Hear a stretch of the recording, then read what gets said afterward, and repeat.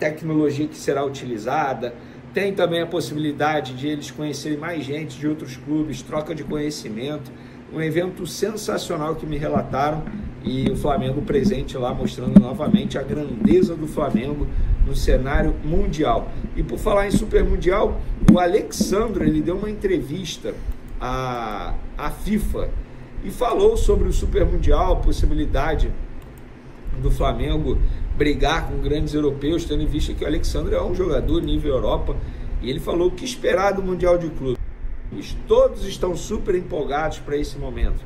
Acho que tem vários jogadores aqui ainda que não vivenciaram jogar contra grandes equipes da Europa, principalmente as europeias. Então isso vai ser uma grande chance para eles vivenciarem esse tipo de sensação. Também, muitas vezes aqui no Brasil se compara a qualidade, seja no Brasil com a América do Sul ou com a Europa. Então realmente nesse campeonato a gente vai conseguir ver isso tudo que estamos falando. E o Flamengo vai enfrentar o Chelsea. E sobre o Chelsea ele disse: minha expectativa é grande, saberemos que muitas coisas vão acontecer até essa partida. Porém estamos já nos preparando também mentalmente, porque vai ser um jogo diferente de todos aqueles a que estamos acostumados. Mas como sempre, vamos fazer o nosso melhor, e antes de pensar no Chelsea, vamos pensar na nossa equipe. Galera, eu particularmente, eu não vou mentir para vocês não, eu estou extremamente ansioso para ver o Flamengo nesse Super Mundial.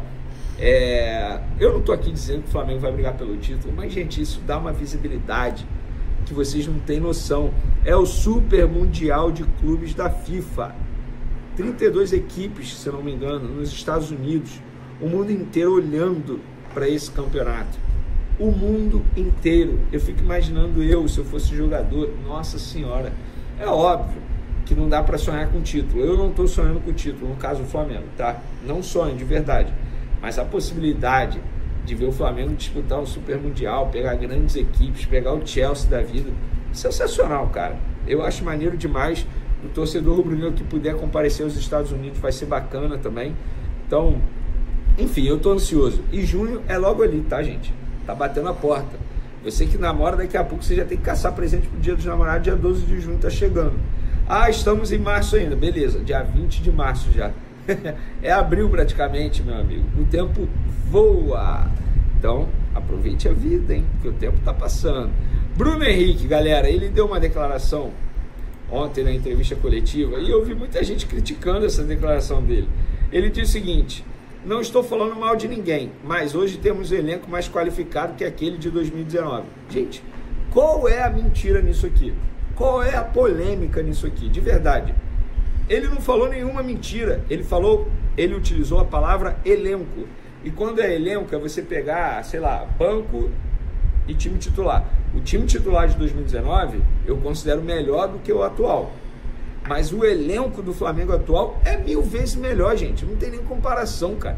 Se eu vou pegar o banco de reserva em 2019, Pires da Mota, Berrio, Lincoln, mas quem? Com todo respeito ao Tuller, que eu gosto, inclusive tá jogando no Japão, arrebentando lá. Tuller na zaga. Mas quem? Vamos lá. René na lateral esquerda, é isso? Acho que era isso na lateral esquerda. Gente, o elenco do Flamengo hoje é muito melhor. O Bruno Henrique não falou nada demais, nenhuma polêmica. Eu tô vendo um monte de gente aqui falando como é que ele fala isso.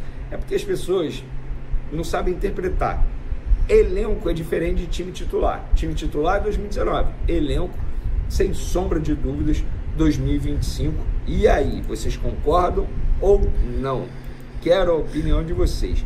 E agora vamos para o assunto principal do vídeo, Gerson.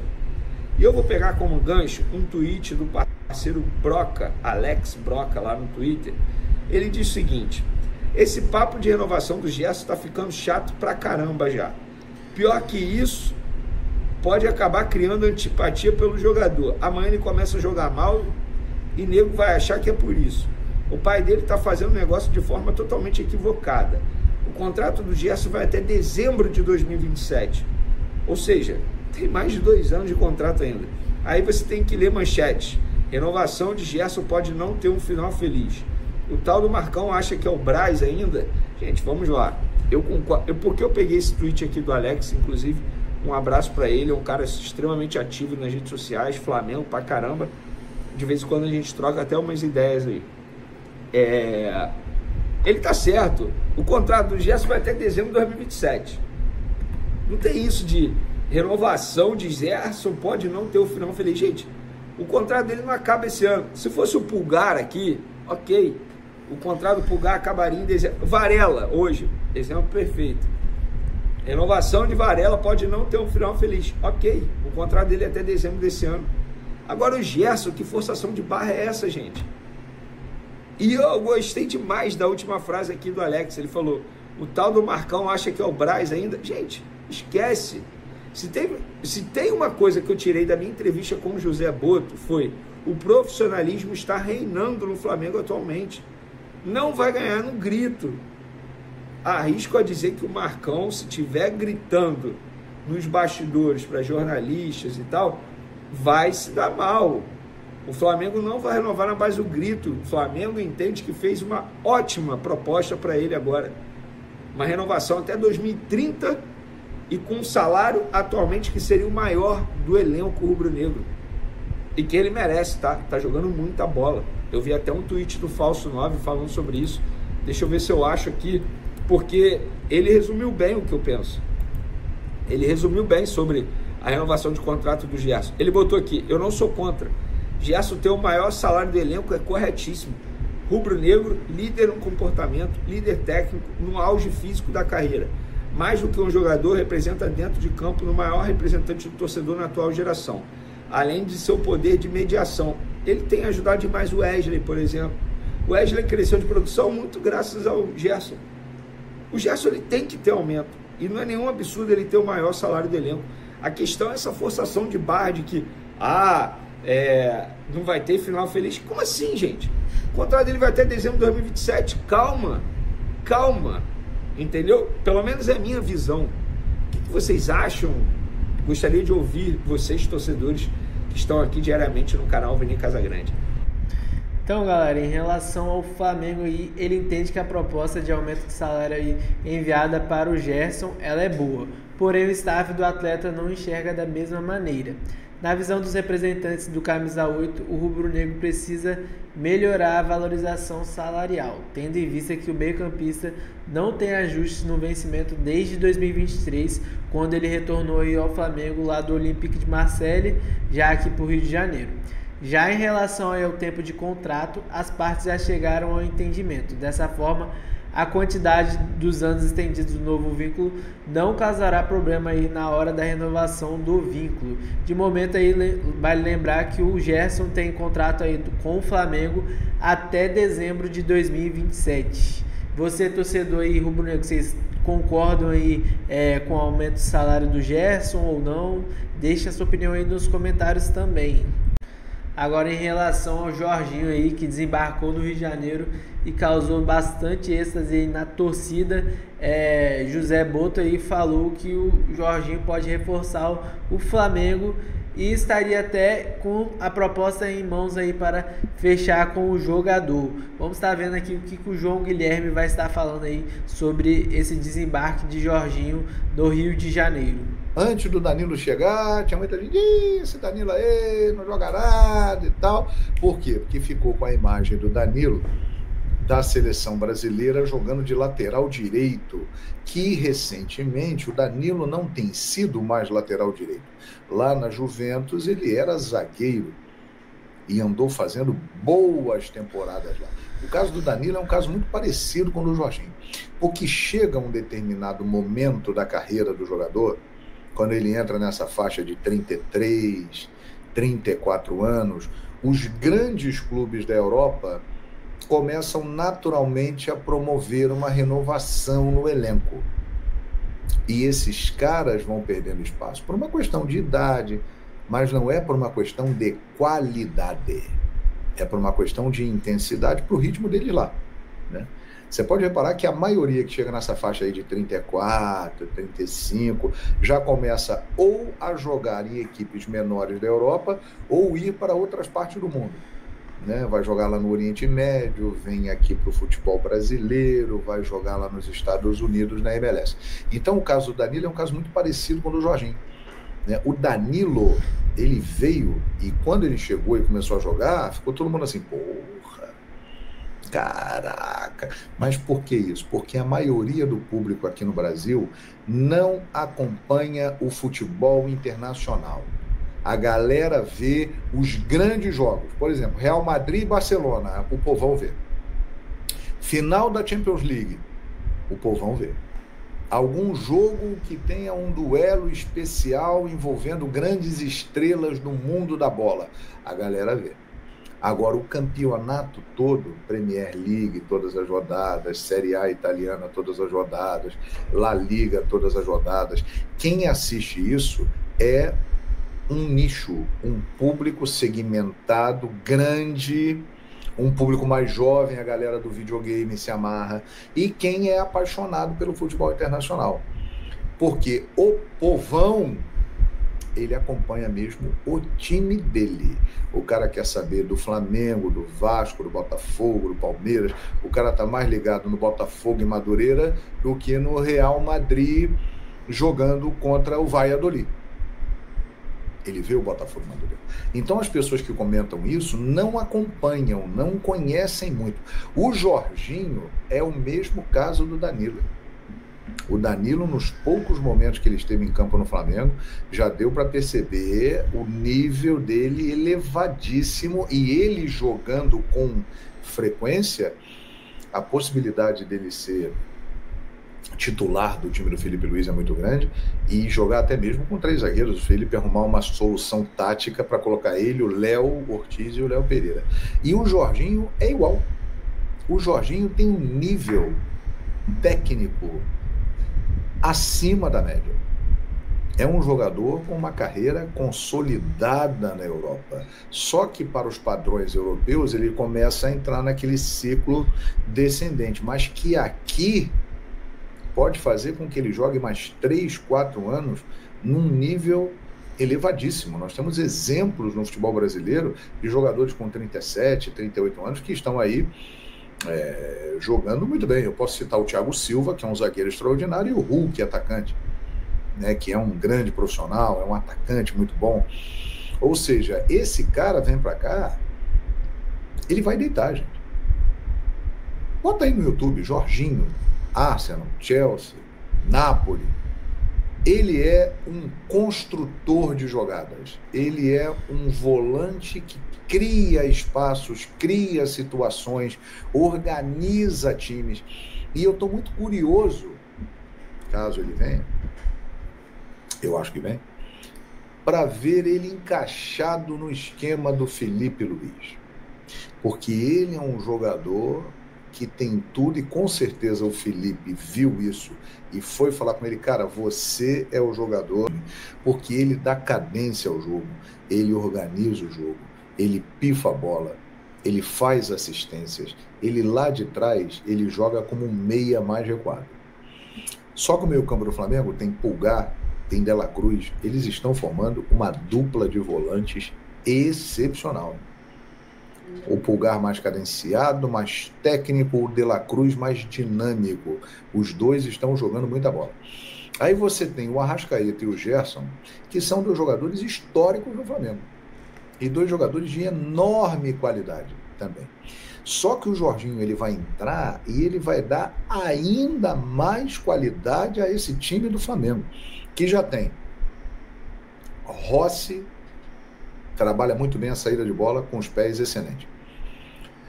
Léo Pereira e Léo Ortiz são zagueiros técnicos. O Léo Ortiz, então, é brincadeira. É covardia o que ele joga. O Danilo é tudo isso que eu falei. Ele é um Jorginho zagueiro. Alto nível técnico, saída de jogo muito qualificada. O Alexandro pela esquerda é a mesma coisa. É outro bom exemplo. Jogador também nessa faixa de 30 e poucos anos, que ficou muito tempo na Europa, mas com o tempo ele entrou em declínio para o padrão de lá, e aqui tem jogado muito bem e tem sido muito importante. Alexandro, outro cara de muita qualidade. Aí você vem Pulgar, De La Cruz, dupla de volantes espetacular. Gerson e Arrascaeta. E o Jorginho entra nesse bolo aí. Gente, é muita qualidade reunida. Aí você vai para o ataque e daqui a pouco o Pedro vai voltar, hein? O Pedro está na fase final de recuperação. Então imaginem aqui os jogadores que o Felipe Luiz vai ter. Eu estou falando de jogadores técnicos. Jogadores com muita qualidade técnica, que dão toque preciso, que fazem a bola girar, que encaixam no esquema de jogo do Felipe Luiz. Rossi, Léo Pereira, Léo Ortiz, Danilo, Alexandro, Pulgar, De La Cruz, Gerson, Arrascaeta, Jorginho e Pedro. São 11 caras que eu falei aqui que tem muita qualidade. E agregando a eles, você tem o rei dos clássicos, Bruno Henrique, que se não é um primor de técnica, é um jogador espetacular e decisivo. A história dele está mostrando aí. Quando o jogo é grande, ele vira um monstro, ele sai da jaula e ele decide. Esse é Bruno Henrique, que está numa metamorfose na sua carreira. Ele está virando um centroavante, hein?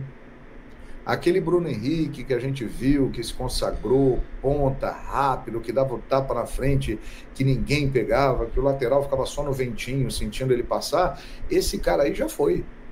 Ele está vindo para o meio e ele está virando um centroavante e dos bons. Ele está se tornando uma excelente opção para o Pedro. Aí você tem também os outros caras todos. Você tem Luiz Araújo, Plata, Michael, Cebolinha e o Juninho, que merece uma observação especial. A participação dele nos jogos finais do Campeonato Carioca contra o Fluminense mostrou uma característica importante do Juninho. O Juninho, faz o V, Juninho. Ele é um cara inteligente jogando bola. Porque às vezes o cara tem força, tem velocidade, tem drible, mas ele não faz bem a leitura da jogada. O Juninho faz isso. O Juninho é um jogador inteligente. E isso pode fazer com que ele ganhe pontos e espaço nesse concorridíssimo elenco do Flamengo. Que por causa desses jogos todos aí que eu citei, vocês viram aqui, o Flamengo pode tranquilamente fazer mais de 80 partidas no ano. Vai precisar dessa galera toda.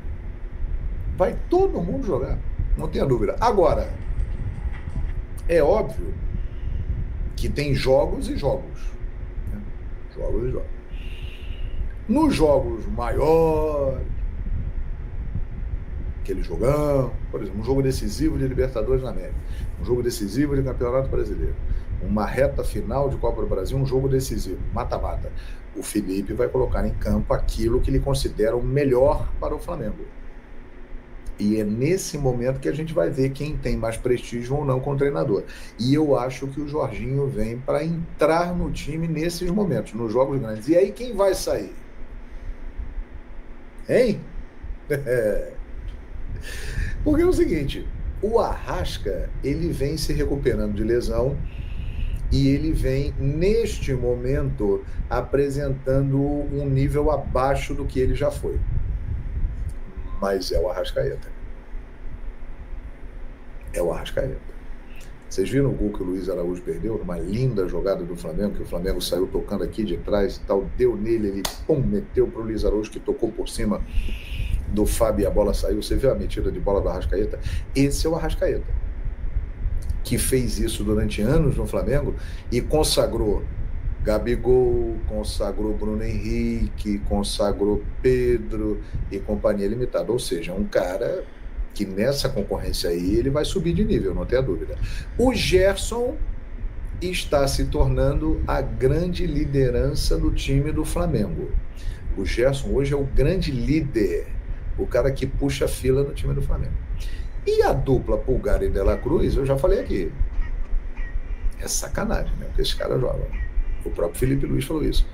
O Pulgar é de uma técnica refinadíssima. E o De La Cruz é formiga atômica. Ele não para. Pô. Então é muito jogador bem. E o Flamengo realmente, que já tem o melhor elenco da América, com a chegada do Jorginho, meus amigos e minhas amigas. E outros caras que podem vir aí também, né?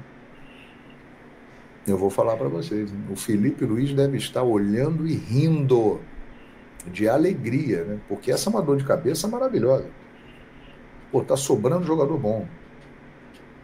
E aí entra aquela situação, como é que vai administrar o vestiário? Existe uma diferença muito forte no Flamengo atual. O José Boto, que não aparece muito, ele não é muito de aparecer, não tem outros objetivos aí por fora e tal, ele é um cara que tem uma liderança fortíssima dentro do clube. E eu sei o que eu estou falando, né? Porque estou acompanhando bem de perto. Ele tem uma liderança e uma interferência direta em todos os processos do futebol do Flamengo.